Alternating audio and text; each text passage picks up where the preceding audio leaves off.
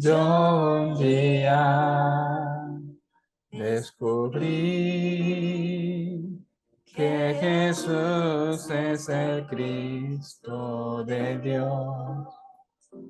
Yo un día descubrí el camino, la vida y la verdad.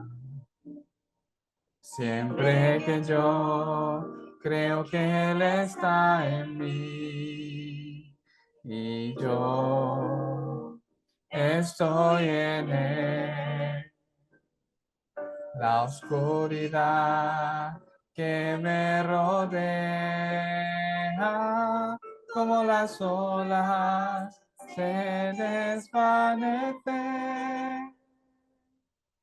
Mientras viva en esta tierra, a las naciones proclamaré: Jesús es el Cristo.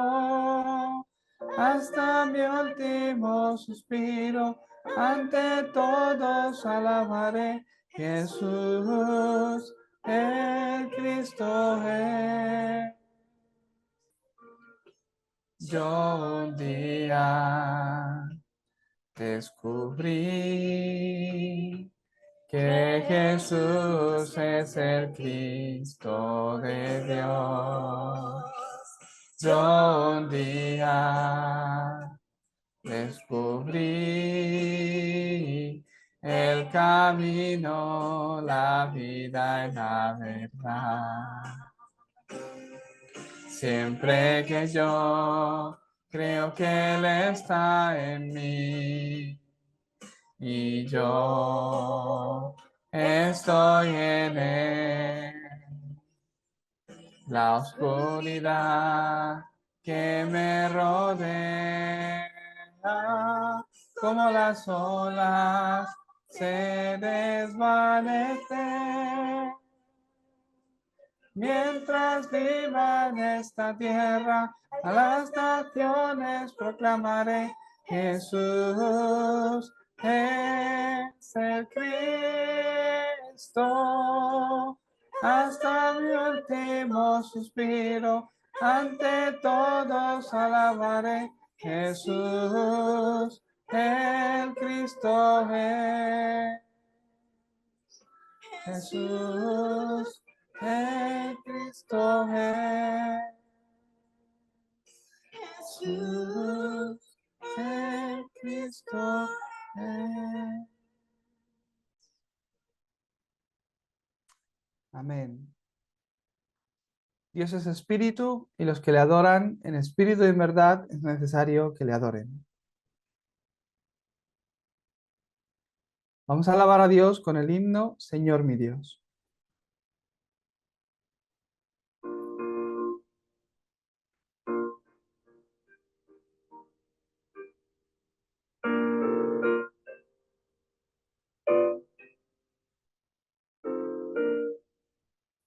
Señor mi Dios, al contemplar los cielos y el firmamento y las estrellas vi, al oír tu voz en los potentes truenos y ver brillar el sol en su cenit.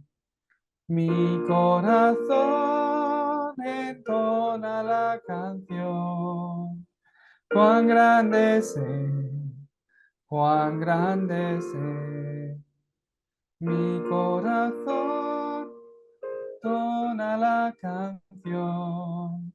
Cuán grande es Él. Cuán grande es Él.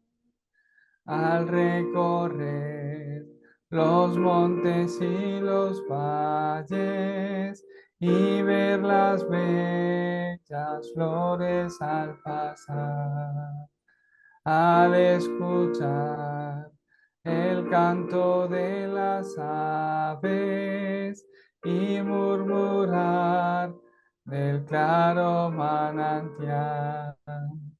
Mi corazón entona la canción. Cuán grande es Él, cuán grande es Él. Mi corazón entona la canción. Cuán grande es Él, cuán grande es Él. Cuando recuerdo del amor divino que desde el cielo al Salvador envió. Aquel Jesús que por salvarme vino, en una cruz sufrió por mí, murió. Mi corazón entona la canción. Cuán grande es Él, cuán grande es Él. Mi corazón entona la canción. Cuán grande es Él, cuán grande es Él.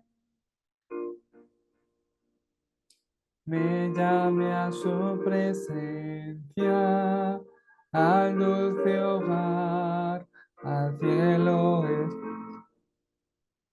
le adoraré, cantando la grandeza de su poder y su infinito amor. Mi corazón entona la canción. Cuán grande es Él, cuán grande es Él. Mi corazón entona la canción. Cuán grande es Él, cuán grande es Él. Amén. Todos juntos vamos a confesar nuestra fe con el credo apostólico. Creo en Dios Padre, Todopoderoso, Creador del cielo y de la tierra. Creo en Jesucristo, su único Hijo, nuestro Señor, concebido por obra y gracia del Espíritu Santo, que nació de María Virgen, padeció bajo el gobierno de Poncio Pilato, fue crucificado, muerto y sepultado, resucitó al tercer día, descendió a los infiernos y ascendió a los cielos, y ahora está sentado a la diestra de Dios Padre Todopoderoso. De allí vendrá el fin del mundo a juzgar a los vivos y a los muertos. Creo en el Espíritu Santo, creo en la Santa Iglesia Universal, en la comunión de los santos, en el perdón de los pecados, en la resurrección de los muertos y en la vida eterna. Amén. Vamos a seguir alabando a Dios con el himno Tuyo soy Jesús. Lo acompañamos con nuestras palmas.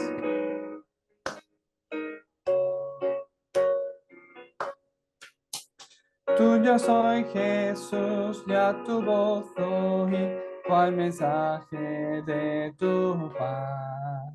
Y deseo en alas de fe subir y más cerca estar de ti. Más oh Salvador, más cerca, cerca, cerca de tu cruz. Lo salvaste al pecador. A seguirte en pos me consagro hoy, impulsado por tu amor. Y mi espíritu, alma y cuerpo doy por servirte, mi Señor. Más cerca, cerca de tu cruz, llévame, oh Salvador. Más cerca, cerca, cerca de tu cruz, lo salvaste al pecador. Pura y santa delicia, tuyo gozar. Conversar contigo y tu dulce voz, cada día escuchar. Más cerca, cerca de tu cruz, llévame, oh Salvador. Más cerca, cerca, cerca de tu cruz, no salvaste al pecador. Divino jamás sabré la sublime majestad, hasta que contigo tranquilo esté en tu gloria celestial. Cerca de tu cruz, llévame, oh Salvador. Cerca, cerca de tu cruz, lo salvaste al pecador. Amén. La palabra de hoy que se va a cumplir en nuestras vidas la podemos encontrar en Juan 2, del 13 al 22. Juan 2, del 13 al 22. Muy bien. Pues lo tenemos en pantalla. Vamos a seguir la lectura todos juntos. Lo voy a leer yo. Estaba cerca la Pascua de los judíos y subió Jesús a Jerusalén y halló en el templo a los que vendían bueyes, ovejas y palomas y a los cambistas allí sentados. Y haciendo un azote de cuerdas, echó fuera del templo a todos, y las ovejas y los bueyes, y esparció las monedas de los campistas, y volcó las mesas, y dijo a los que vendían palomas, quitad de aquí esto, y no hagáis de la casa de mi padre casa de mercado. Entonces se acordaron sus discípulos que está escrito, el celo de tu casa me consume. Y los judíos respondieron y le dijeron, ¿qué señal nos muestras, ya que haces esto? Respondió Jesús y les dijo, destruid este templo, y en 3 días lo levantaré. Dijeron luego los judíos, en 46 años fue edificado este templo, y tú en 3 días lo levantarás. Mas él hablaba del templo de su cuerpo. Por tanto, cuando resucitó de entre los muertos, sus discípulos se acordaron que había dicho esto y creyeron la escritura y la palabra que Jesús había dicho. Amén. Muy bien. El título del mensaje de hoy es Jesús es el templo. Jesús es el templo.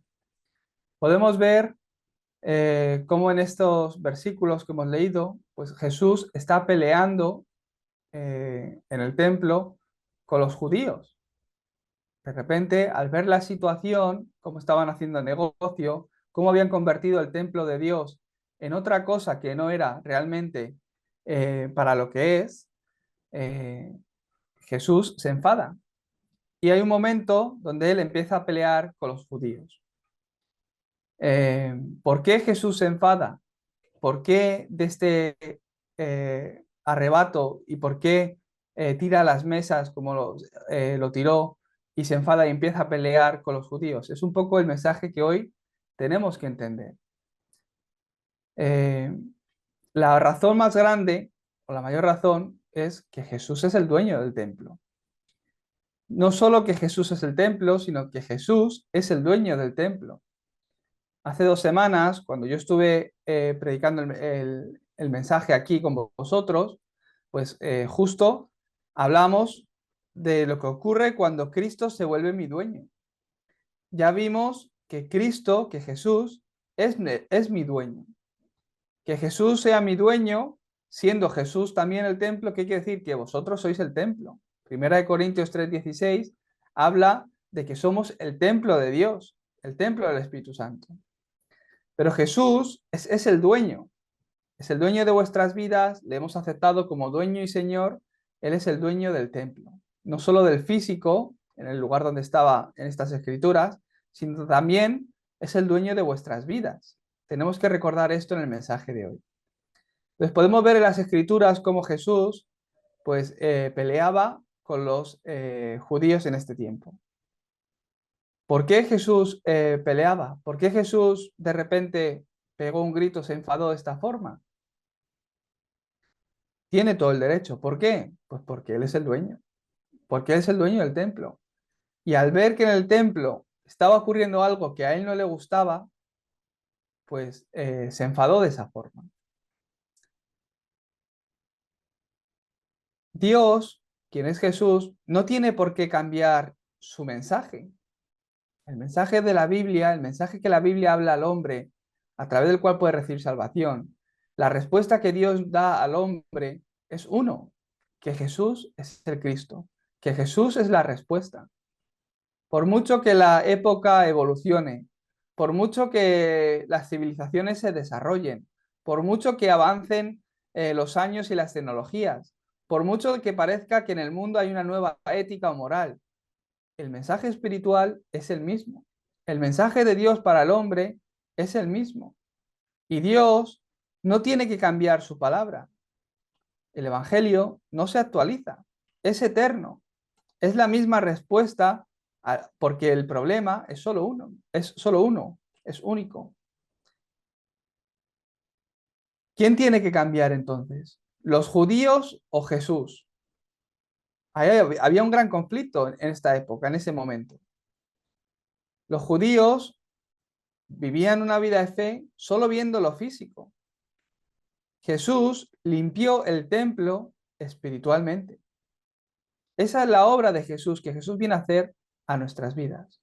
Los fariseos, los judíos, ellos miraban lo físico, vivían una vida de fe centrada en lo físico, en lo que se ve.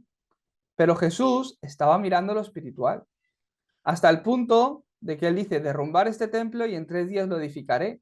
Él estaba diciendo que el templo soy yo. Estaba hablando de su resurrección en 3 días. Pero los fariseos, los judíos que tenían unos ojos muy físicos, no se daban cuenta de esto.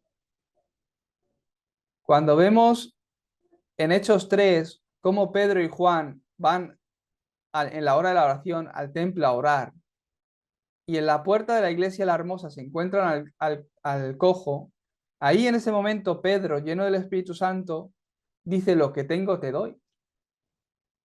Por supuesto que debemos de tener ese contenido para poder compartirlo. Pero ¿qué es más importante?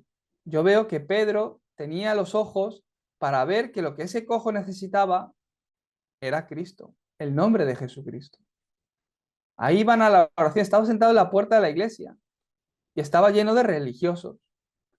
Mucha gente iba a la oración, creían en Jesús, pero no había nadie que pudiera compartir una respuesta a ese cojo.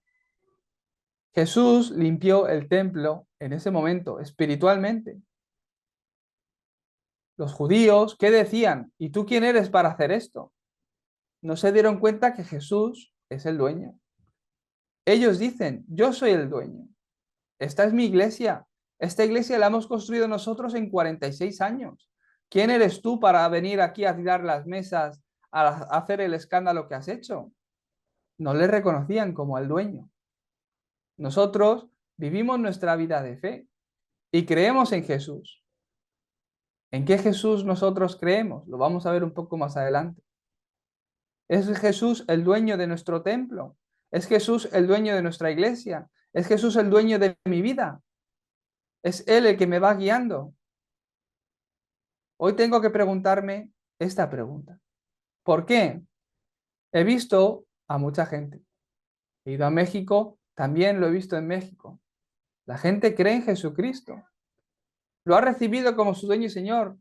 Hay gente, puede que entre ellos que vengan todos los días a la iglesia, todos los domingos, sin faltar, de una forma muy religiosa, vienen a dar culto, pero siguen viviendo una vida atrapados en Génesis 3, en el yo. Viven una vida de fe para sí mismos, no para Dios. Viven una vida de fe para recibir la respuesta que ellos quieren. Van al culto, oran, hacen su vida de fe para que su vida les vaya mejor. Y si no te va mejor, Jesús no es el Cristo. La mayoría de la gente creen en Jesucristo, van a la iglesia, pero viven una vida de fe para ellos mismos. No, voy a la iglesia, voy a orar. Estoy en ayuno, ¿por qué? Quiero que Dios me ascienda en el trabajo. Quiero que Dios obre y gane este dinero. Quiero que Dios sane mi enfermedad. Los judíos o los fariseos en esa época vivían aferrados a lo físico. No es que la iglesia es nuestra. es de Dios, pero dicen que es suya. Debería ser de Dios, pero dicen que es suya. Están atrapados en el dinero. Están atrapados en la posición que puedan llegar a tener. Viven una vida de fe para ellos mismos, atrapados en lo material, en el éxito que habla el mundo. Es que tienes que ganar mucho dinero, entonces eres exitoso. Eso es lo que rige y exige el mundo. Para nosotros no es así, no es el dinero, sino que tenemos que ser una iglesia y las personas que somos utilizadas por Dios en el movimiento de evangelismo bíblico, entonces seremos las personas exitosas. Si tu vida es una vida que Dios bendice para bendición a otros, para que el evangelio siga siendo proclamado y otras personas sean salvadas, esa es la vida exitosa del creyente. No el tener más o menos, no es nuestro estándar. Tú ya tienes la salvación, tú ya lo tienes todo. Has ganado la salvación, has ganado a Cristo. Eso no tiene valor. Por eso es gratis el aceptar a Jesucristo y no cobramos nada. ¿Por qué? No se puede pagar con dinero la salvación. Os bendigo para que entendáis la palabra de hoy. Jesús es el templo. Jesús es el templo. En este momento Jesús se enfada y tira las mesas. Esto es para restaurar lo espiritual. Empieza por aquí en el día de hoy. Restaura lo espiritual en tu vida. Jesús habla de su resurrección. Tirar el templo y lo levantaré en 3 días. ¿Cómo va a ser posible si hemos tardado 46 años? No entendían este mensaje. No importa que llegues a tocar fondo en tu vida. No importa que estés pasando por medio de una dificultad. Jesús puede levantarte de nuevo. Jesús puede edificarte de nuevo. ¿Qué es lo que vino a hacer Jesús en tu vida? Restaurar tu estado espiritual. En el principio, Dios creó al hombre y el hombre estaba con Dios y era feliz. Eso es lo que ha venido a hacer Jesucristo en tu vida. Uno tiene que creer en Jesucristo, recibirle como dueño y Señor. Y Él, que es el verdadero camino, a través de mi fe en Cristo puedo encontrarme con Dios. Puedo disfrutar de que Dios está conmigo. No tenéis que andar por ahí buscando más a Dios. No hace falta que os conectéis al culto para escuchar a Dios. Está con vosotros en todo momento. No está no está en una iglesia, no está en un local, en un edificio, en una nación. Dios, que es espíritu, está junto con vosotros. Aquel que les creyeron, aquel que lo recibieron, les dio la autoridad de ser hechos hijos de Dios. En espíritu, a través de su espíritu, Dios está con vosotros. Él, que es el verdadero profeta, a través de nuestra fe en Jesucristo, nos guía por el camino verdadero, por el camino que debemos caminar. Podemos experimentar a Dios a través de Jesucristo. Él, que es el verdadero profeta, Él vino y murió por vuestros pecados. A través de mi fe en Cristo, puedo quitarme ese peso de encima de mis errores, ese sentimiento de culpa por mis pecados, por mi mal genio o por lo que me suceda. ¿Por qué?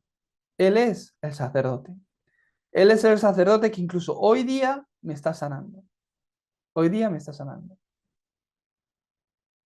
Hay una persona que, que tuvo problemas o tiene todavía problemas con su pareja en su matrimonio. Ella es una hermana y tiene problemas con el esposo, que el esposo es no creyente, no cree. Y claro, esta hermana recibe mucha persecución porque, claro, tú vas siempre a la iglesia, parece que oras mucho, tal, pero mira tu vida. O mira cómo te enfadas. Es que mira qué genio tienes. Y claro, ella se siente fatal porque debe ser que tiene un carácter fuerte. Yo no la conozco mucho. Debe ser que tiene un carácter fuerte y cuando se enfada, pues parece ser que se enfada pues, como Jesús, tirando las mesas. ¿Qué ocurre? Que pues, ella recibe mucha persecución por eso. Y en este viaje, pues me lo comentaba. ¿Y qué le digo yo a mi esposo? Pues, si es que parece que tiene razón. Claro, pues es que ese es tu antiguo yo, ese es nuestro estado en el que estábamos en Génesis 3, 6 y 11. Ahora tu vida ha cambiado porque estás en Cristo. Díselo, que porque estoy en Cristo solo tiro las mesas. Si no, tiraría las sillas, el televisor, tiraría todo. porque doy culto, porque tengo fe, solo llego hasta aquí. Si no, sería mucho peor. Nosotros necesitamos de Cristo cada día. Jesucristo vino a restaurarnos espiritualmente. Yo soy el templo. Jesús es el templo. Y ese templo, quien es Jesús, está en vosotros, por lo que vosotros sois templo del Espíritu Santo, como dice en 1 Corintios 3:16. Allá donde vais vosotros, ¿qué significa esto? Se levantan milagros. Allá donde vais vosotros, se establece el reino de Dios. A eso lo decimos el templo andante. Eso sois vosotros, porque el Espíritu Santo mora en vosotros. Aquel que tiene la conclusión en Cristo, aquel que realmente conoce a Cristo, allá donde va, Dios obra a través de él. Los fariseos o los judíos no es que no creyeran en Dios, si ellos eran muy religiosos, ellos creían en Dios, pero creían mal. Creían mal. Creían en Jesucristo o en el Mesías que iba a venir, no en Jesucristo, en la profecía del Mesías, pero creyeron mal. Desconocían de Cristo. Creían en Dios, pero creían mal. Es algo en lo que yo he pensado en este viaje, porque he podido ver el campo de Estados Unidos, también el campo de México. Y en la corriente del mensaje, también el pastor nos hablaba de esta realidad. Hay muchos creyentes, hay muchas iglesias, hay muchos pastores, hay mucha gente que cree en Dios, hay mucha gente que cree en Jesucristo. Pero en muchos casos son gente que creen en Cristo, el Cristo que Satanás quiere que tú creas. Voy a explicar estas palabras, porque puede que no lo entendáis solo viendo el título. Jesús es el Cristo, Satanás lo sabe también. Jesús es el Cristo. Esta verdad puede que hasta Satanás permita que entiendas hasta cierto punto. No, el Hijo de Dios. Pero mucha gente cree en Jesucristo, vienen a la iglesia, pero viven todavía engañados, viviendo una vida atrapados en el yo.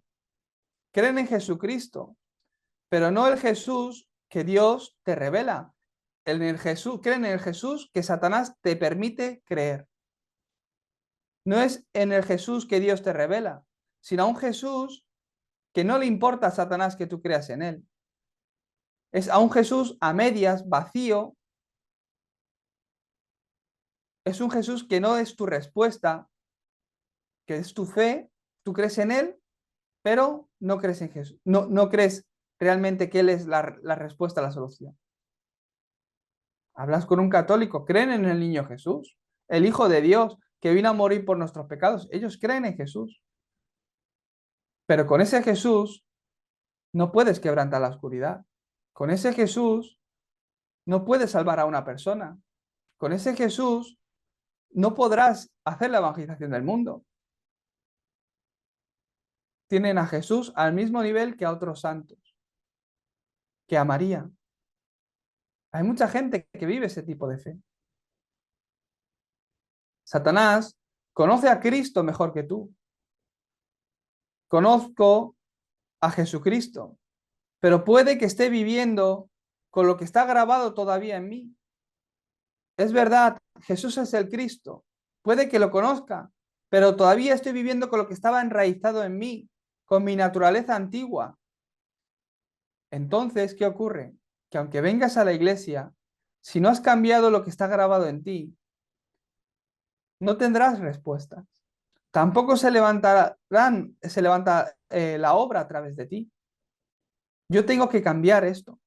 Tengo que ser la persona que tiene la conclusión en Jesucristo. La persona que se ha encontrado con Cristo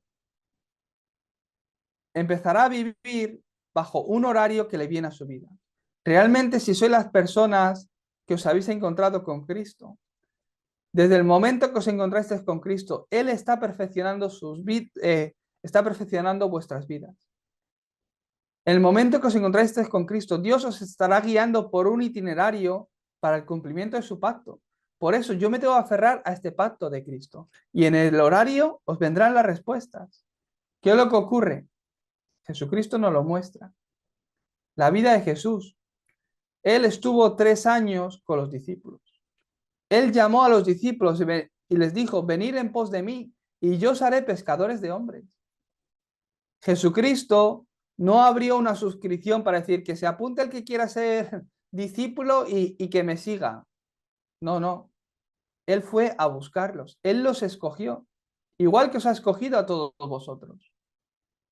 3 años estuvo con los discípulos, mostrándole las evidencias de que Él era el Cristo, que Él era el Hijo de Dios, que Él era Dios, que Él era el Mesías, que Él era la respuesta de Dios para el hombre. Mostró todas las evidencias. Los hizo experimentar el monte del Calvario. ¿Qué es el monte del Calvario? Que Jesucristo, al morir en la cruz, ¿qué dijo? Consumado es. De verdad, he acabado todos los problemas. El problema de la muerte, el destino del infierno, el camino a Dios. Ese soy yo, eso está consumado, eso ya está hecho. Solo cree en mí y serás salvo. Lo he acabado, consumado es. Son unas palabras de victoria. Y después de morir, los discípulos vieron cómo Jesucristo lo consumó todo en la cruz y resucitó a los 3 días. Y los llamó y los reunió durante 40 días en el monte del Olivar. ¿Qué hizo en el monte del Olivar? Los reunió y los habló acerca del reino de Dios. Los sanó por completo. Cambió lo que estaba grabado en ellos. Ya estaban viendo a Cristo resucitado. Estaban viendo el cumplimiento de todas las promesas. Estaban viendo que ese Cristo era Dios que había resucitado durante 40 días. Ellos recibieron esa sanidad espiritual. Y de ahí bajaron al aposento alto de Marcos y durante 10 días estuvieron reunidos en oración. Entonces, ¿cuál fue el horario que les vino a sus vidas? Estaban reunidos esperando el cumplimiento de la promesa. ¿Qué promesa? La última que Jesús les dijo, que vais a recibir poder cuando venga sobre vosotros el Espíritu Santo. ¿Para qué? Para ser testigos hasta lo último de la tierra, allá donde vayáis, en todos los lugares. Y después de 10 días estando orando por esta promesa, vino la respuesta, vino el horario en su vida de ser testigos. El horario del solo Cristo, solo el reino de Dios, solo la llenura del Espíritu Santo. Ese horario vino a sus vidas, a la vida de todos esos creyentes. Fue el horario donde ellos pudieron tomar la conclusión de que Jesús es el Cristo. No una vida de Jesús, no es simplemente creer en Jesús, que mucha gente cree. Se volvieron las personas de creer realmente en Jesús. La gente del aposento alto de Marcos, que se reunían ahí, si otras personas se dan cuenta que ellos eran creyentes que seguían a Cristo, los mataban, los metían en la cárcel, no los permitían casarse, cortaban toda relación social con ellos, negocios con ellos, no hacían negocios con ellos. Nosotros vivimos más cómodo que todos ellos, pero ellos vivían así. Pero ellos fueron testigos, tuvieron esa conclusión. Vino el horario de ser testigo a sus vidas. Si vosotros os habéis aferrado a Cristo, si vosotros os habéis encontrado a Cristo, estoy seguro que en vuestras vidas Dios os está guiando por un itinerario donde el horario de ser testigo vendrá a vosotros, o ya ha venido. Como ha orado también Patricia. No es el problema en sí. Si yo soy la persona que me he encontrado con Cristo, si soy la persona que tengo la conclusión en Cristo, por muy grande que venga la dificultad, el discípulo que tiene la conclusión en Cristo, en medio de la gran dificultad, encuentra que Dios ha preparado la mejor bendición. Es que sois benditos, de verdad. En medio del gran problema, donde me guía Dios a través de la dificultad, Dios, vais a ver que en medio de todo eso está la mejor bendición. Mirar Pablo. Se sube a un barco y viene una gran tempestad. Euroclidón. ¿Por qué si ahí hay un evangelista? ¿Por qué Dios permite eso? Todo el mundo pensando que se iban a morir. En medio de esa gran dificultad, yo si fuera Pablo diría, pero Dios, que me tengo que subir yo a este barco y envías tú esta tempestad, no lo entendería. Pero en medio de esa gran tribulación, en medio de ese gran problema, en medio de esa gran dificultad, Pablo encontró la mayor bendición, que esas 246 personas que estaban en el barco con Pablo recibieron la salvación. No solo eso, sino que saliendo de la tempestad, acabaron en Malta, en la isla de Malta. Y ahí Dios obró grandemente con Pablo. Esas personas que habían aceptado a Jesucristo vieron la evidencia, llegó el horario de sus vidas de ser testigos, de ver que realmente ese encuentro con Cristo que habían tenido en el barco a través de Pablo es real, la evidencia. Fueron testigos. Y en la isla de Malta Dios levantó su obra, donde enfermos, donde endemoniados eran sanados. Y los habitantes de Malta apoyaron a Pablo para que pudiera llegar hasta Roma, con recursos, con todo lo necesario. Ellos venían de una tempestad donde habían tirado ya todo por la borda. Y Dios obró de esa forma. Le metieron en prisión a Pablo. Todo su itinerario, todo por lo que pasó, aunque parecía que era un gran problema, aunque parecía que he tocado fondo, aunque parece que en mi vida no estaba obrando Dios, ¿qué es lo que ocurre? Si realmente soy la persona que me he encontrado con Cristo, Dios utiliza todo esto por lo que estoy pasando, todo lo que está ocurriendo en mi vida para guiarme en medio de ese itinerario para que yo pueda llegar a ser testigo. Entonces, ¿qué horario viene a mi vida? Un día viene el punto de inflexión, el punto donde he cambiado. Yo me he dado cuenta, mi vida era así. Yo creía en Dios. Yo he escuchado este evangelio de Dapan desde que tenía 15 años. Gracias a Dios, que desde bien pequeñito he podido estar escuchando el evangelio, de que Jesús es el Cristo, el Hijo del Dios viviente.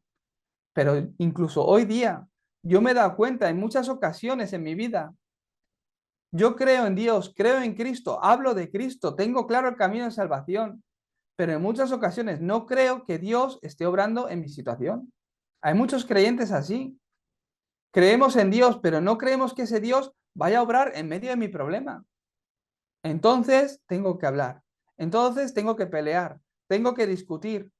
Tengo que mirar por lo mío. Por eso Dios no obra. Por eso no hay respuesta. Acabo moviéndome igual que un no creyente. Si sois las personas, no os preocupéis, si sois las personas que habéis abierto vuestro corazón a Cristo y la habéis recibido como dueño y Señor, si Jesús es el dueño del templo, llega el día donde Jesús viene a vuestras vidas y tira las mesas. Llega el día donde Jesús viene a vuestras vidas y os guía a través de toda situación, encuentro, para que llegue el horario a vuestras vidas de ser testigos y el horario donde empezáis a cambiar.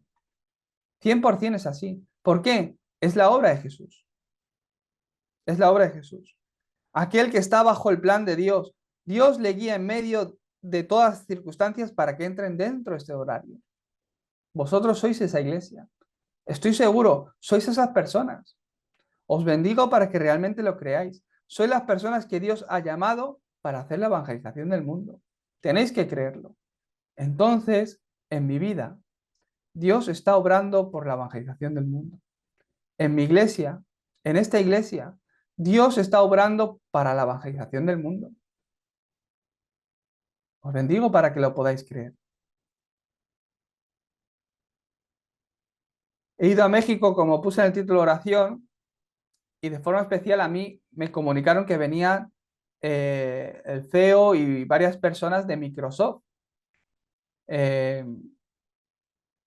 pues no era así exactamente. Os cuento. Sí que vino el CEO de Microsoft.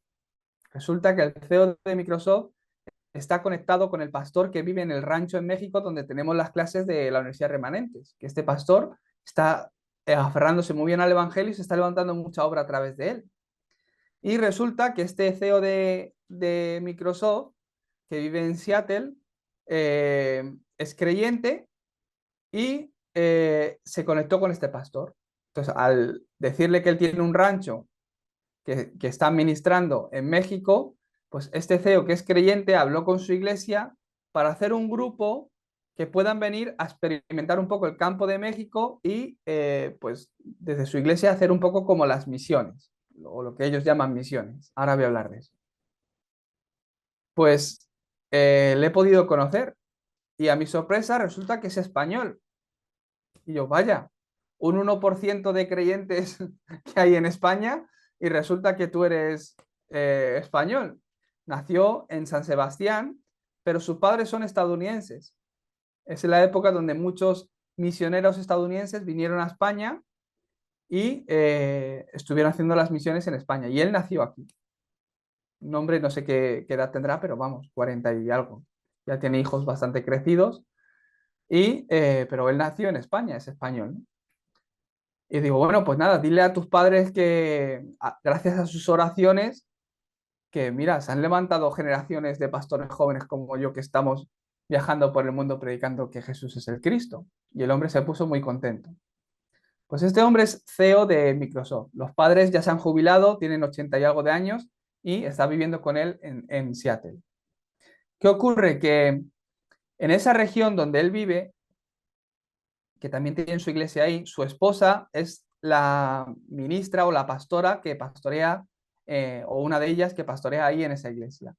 Pero es una región o un barrio donde viven el CEO de Microsoft, CEOs de Microsoft, CEOs de Google, médicos, pues todos muy élites, con mucho dinero. ¿Qué ocurre? Que me contaban que sus hijos, pues prácticamente no han tenido ninguna necesidad de nada. O sea, viven con mucho dinero y como que se ríen del dinero, por decirlo de alguna forma. Entonces, como tienen ya esas edades de ser adolescentes, han venido 9 familias de esa iglesia a México para experimentar las misiones. ¿Qué significa esto para ellos?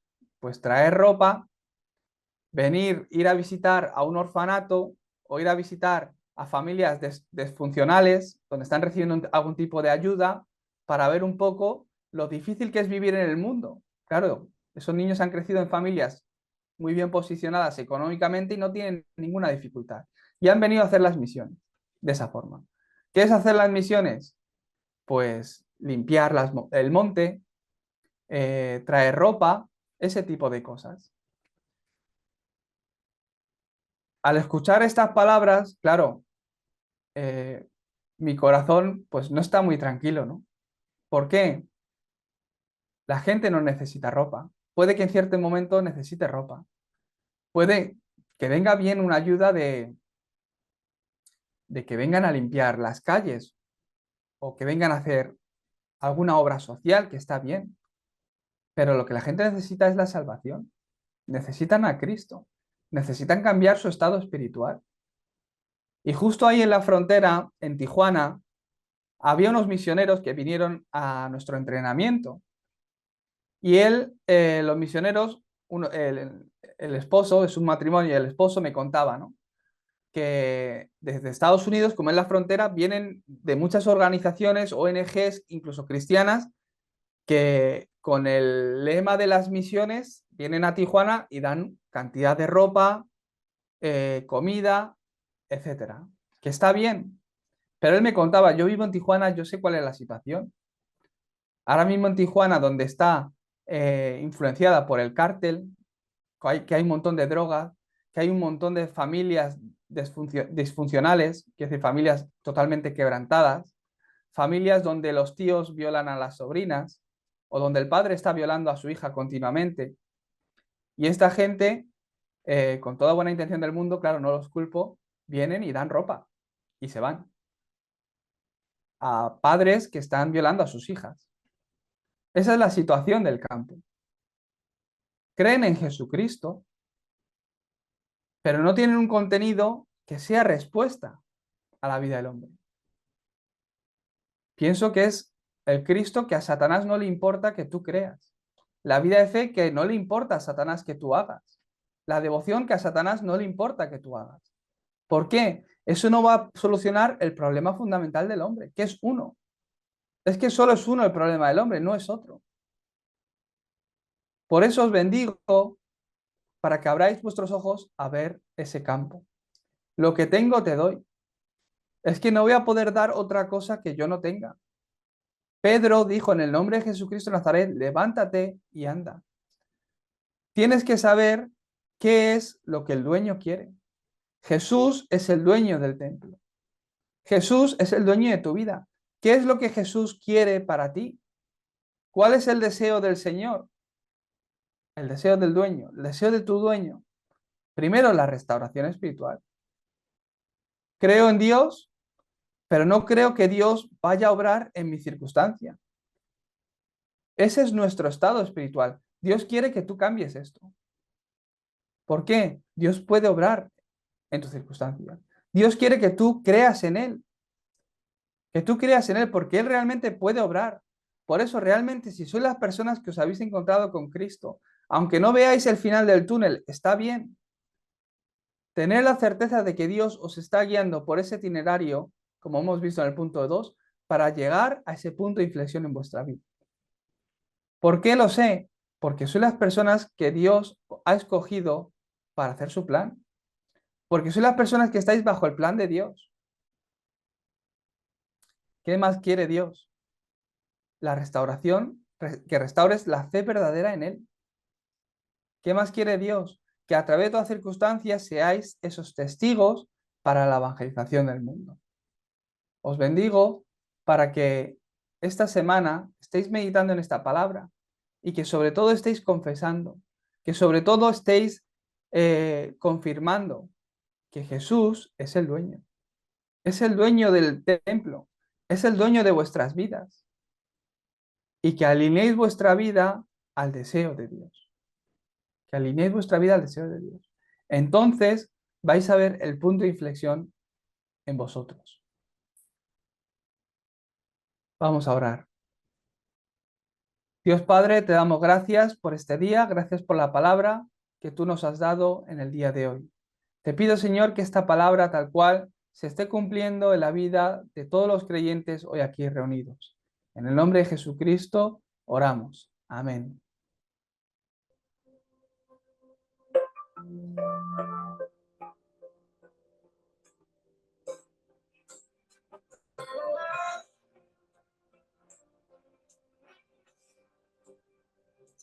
Señor, que en mi vida yo pueda siempre gozar de Manuel, mi pensamiento y forma de actuar.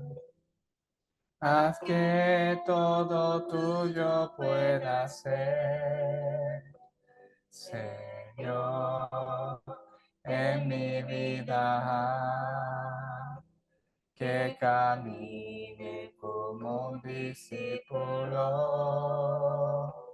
mi pasado, mi hoy, mi futuro te lo entrego a ti. La gracia de Dios a mí me superó. El deseo de Dios, la respuesta superó. El plan de Dios, mi labor superó. El pacto de Dios superó la bendición. El amor de Dios al amor humano superó. Haz que pueda ver, que lo pueda ver. La época de los remanentes pueda levantar para ti, Dios. Y en este momento la gracia de nuestro Señor Jesucristo, que es la solución a todos nuestros problemas, el gran amor de nuestro Dios Padre, la obra, la llenura y la comunión del Espíritu Santo, esté sobre la vida de cada uno de los creyentes que hoy se aferran a la palabra de que Jesús es el dueño del templo. Que esta obra y estas respuestas esté sobre sus campos, sobre sus hogares y sobre todo sobre las siguientes generaciones, desde ahora y para siempre. Amén.